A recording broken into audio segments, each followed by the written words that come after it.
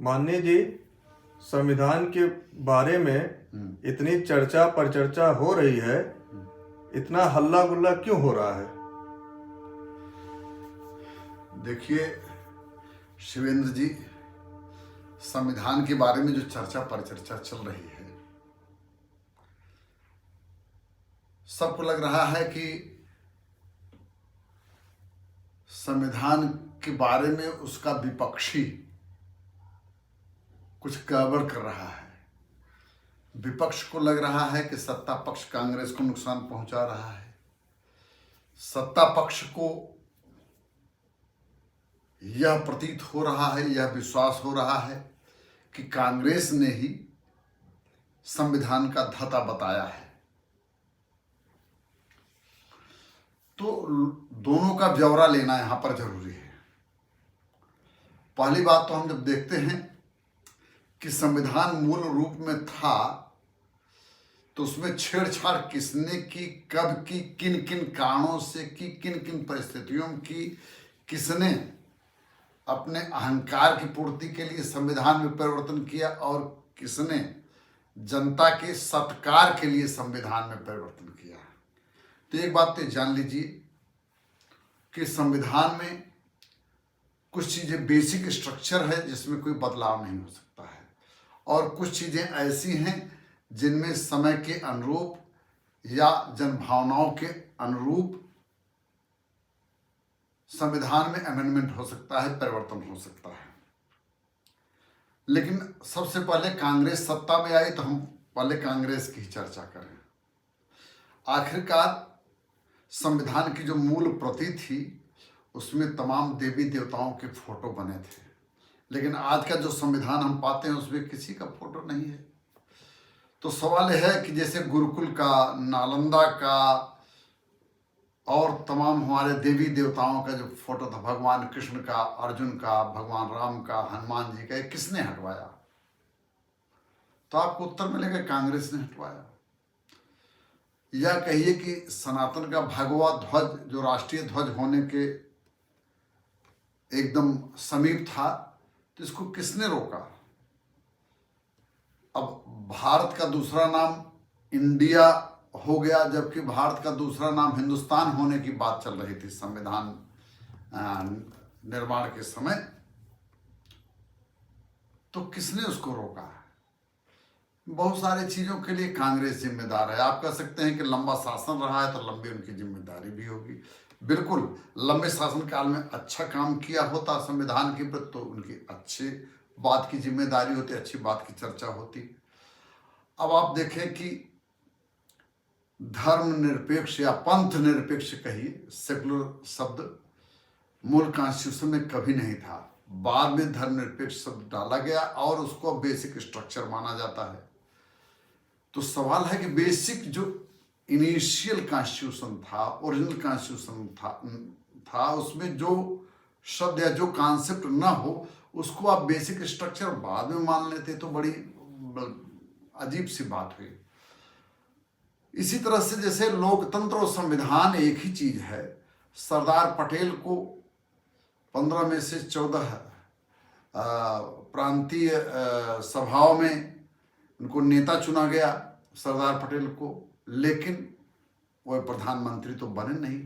तो लोकतंत्र कहिए या संविधान कहिए, किसने इस चिंता की कि संविधान सुरक्षित रहे? कांग्रेस ने इसकी उपेक्षा की। डॉक्टर भीमराव अंबेडकर जो संविधान के निर्माता हैं, कांग्रेस ने उनको अपनी पार्टी से निकाल दिया और उनको चुनाव जब वो लड़े तो उनके पीए वगैरह के भी जो उनके अंडर में काम करते थे उनको लड़ा करके डॉक्टर भीमराव अंबेडकर को हरा दिया। वो क्या मैसेज देना चाहते थे? डॉक्टर भीमराव अंबेडकर ने आजिज आकर के ही पार्टी छोड़ी होगी, और आजिज आने पर कुछ भी कोई छोड़ देता है। आप देखें कि वंदे मातरम को जो सम्मान मिलना था नहीं मिल पाया। यह कांग्रेस के नाते ही ऐसा हुआ। अब आप एक चीज देखें कि बाद में भी ये तो सन 47 से लेकर के 52 तक की बात हुई। अगर आप बाद में देखें डॉक्टर राजेंद्र प्रसाद जी को राष्ट्रपति के रूप में और रिटायर करने के बाद जो सम्मान मिलना चाहिए था वह डॉक्टर राजेंद्र प्रसाद को नहीं मिला। चाहे डॉक्टर भीमराव अम्बेडकर हो, चाहे डॉक्टर राजेंद्र प्रसाद हो, ये सब इंस्टीट्यूशन थे, सबका जनता के दिल में मान सम्मान था। आज भी डॉक्टर राजेंद्र प्रसाद जी का और डॉक्टर भीमराव अम्बेडकर का मान सम्मान दिन प्रतिदिन बढ़ता जा रहा है। लेकिन कांग्रेस के काल में इन लोगों की जो हुज्जत और फजीहत हुई उसकी कोई चर्चा करने का औचित्य नहीं है, बस सिर्फ समझ लेने का की बात है। अब आप देखिए 370 जैसे क्लॉज जिससे भारत की एकता अखंडता को ही धक्का लगता हो, आखिर कौन लाया? या वक्फ बोर्ड जो एक तरह से अपीसमेंट है, कौन ले आया? या एक निशान एक विधान नहीं था, कश्मीर की कुछ अलग ही चाल थी, तो कौन ले आया? इसके अलावा आप देखें कि कुल 75 बार संविधान परिवर्तित किया गया। जब वहाँ पर सीधे आपके कांग्रेस का शासन था और उसमें भी 42वां संविधान संशोधन जो इंदिरा गांधी ने किया, तो वह तो ऐसे में हुआ कि ऑर्डिनेंस ले आकर के संविधान बदला गया। ऐसी कौन सी अर्जेंसी आ गई कि ऑर्डिनेंस ले आकर के संविधान बदला गया, जबकि इमरजेंसी की पोजीशन थी। कुल पंडित जवाहरलाल नेहरू ने 16 बार संविधान बदला, 31 बार इंदिरा गांधी ने बदला, 11 बार फिर राजीव गांधी ने बदला, 6 बार सोनिया गांधी या मनमोहन सिंह जो भी कह लीजिए उनके समय में संविधान परिवर्तित हुआ। और 35A ऐसा एक नियम था जो बिना कैबिनेट को, बिना हाउस को कॉन्फिडेंस में लिए ही उसको अस्तित्व में ले आ दिया गया, जिसको भाजपा सरकार ने ले आकर के अभी खत्म किया। अब शाहबानो केस देखिए, शाहबानो केस एक समकारी कानून था, महिलाओं को, मुस्लिम महिलाओं को अधिकार दिलाने का कानून था, लेकिन राजीव गांधी ने महिलाओं का कल्याण करने के बजाय जो है कठमुल्ला लोगों को आगे बढ़ाने का काम किया और संविधान में छेड़छाड़ किया। इमरजेंसी में तो अब लोकतंत्र की क्या धज्जियां उड़ी। अब वह एक अपने आप में चैप्टर है, इतिहास है, पूरा वॉल्यूम है। लोग कहते हैं कि इमरजेंसी के समय नेता जेलों में नहीं थे बल्कि देश ही जेल में था, या कुछ लोग कहते हैं कि देश ही पूरा एक जेल बन गया था। पत्रकारों की कोई औकात नहीं थी, जिनको हम चतुर्थ स्तंभ कहते हैं, फोर्थ स्टेट कहते हैं। ब्यूरोक्रेसी को भी कमिटेड ब्यूरोक्रेसी के रूप में और जुडिशरी को भी कमिटेड जुडिशरी के रूप में। कमिटेड का मतलब होता है कि जो मैं कहूँ वही सही, न संविधान, न खाता, न बही, जो सरकार कहे, जो कांग्रेस कहे वही सही। तो ये है कमिटेड ब्यूरोक्रेसी और कमिटेड जुडिशरी। और जुडिशरी का और पार्लियामेंट का, या यूँ कहिए कि कांग्रेस का जिस तरह से टकराव हुआ संविधान को लेकर के, जो हुज्जत हुई, उसको देख करके आप यही कह सकते हैं कि कम से कम कांग्रेस ने संविधान का कोई सम्मान नहीं किया। और कई बार तो बात बात में राज्य सरकारें गिरा दी गई और 356 लागू कर दिया गया। आप जब इन सब चीजों को देखते हैं और यह भी देखते हैं कि धर्म के नाम पर आरक्षण की कोई व्यवस्था नहीं है, फिर भी धर्म के नाम पर दक्षिण के कुछ राज्यों में आरक्षण कराने का काम शुरू हो गया। ओबीसी, SC, ST के हक को मार करके धर्म के नाम पर अल्पसंख्यकों को रिजर्वेशन देने की बात शुरू हुई।